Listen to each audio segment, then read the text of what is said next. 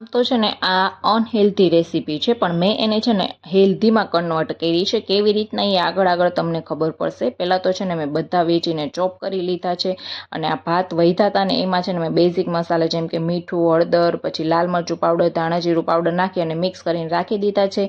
અને લીલા મરચાંને કટ કરી અને છે ને તેલ ગરમ થયું એટલે જીરું અને હિંગ નાખી અને પછી જો આ લસણ અને ડુંગળીને પહેલાં સરસ મજાના સાતરી લીધા છે. પછી જે લીલા મરચાં હતા એ પણ નાખી દીધા, ટામેટું પણ નાખી દીધું, અને પછી છે ને મીઠું અને હળદર નાખીને સરસ મજાનું થોડી વાર ચડવા દીધું. એ ચડી ગયું એટલે એમાં છે ને 1 ગ્લાસ પાણી નાખી દીધું. અને પછી જે આ મેગીનું પેકેટ હતું ને એમાંથી છે ને મેગીનો મેં છે ને આમ કટ કરી નાખી છે, આખી મેગી નથી નાખી, અને એને થોડી વાર ચડવા દીધી છે. અને ત્યાર પછી છે ને સ્ટેપ બાય સ્ટેપ જેટલા મસાલા નાખવાના હતા ને એ થોડા નાખતી ગઈ છું.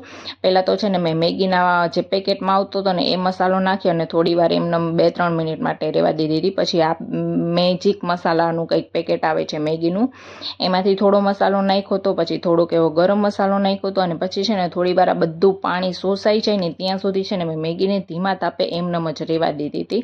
બધું પાણી શોષાઈ ગયું ને ત્યારબાદ જે આપણે આ ભાતમાં જે મસાલા બનાવ્યા હતા ને એની અંદર નાખી દીધા હતા.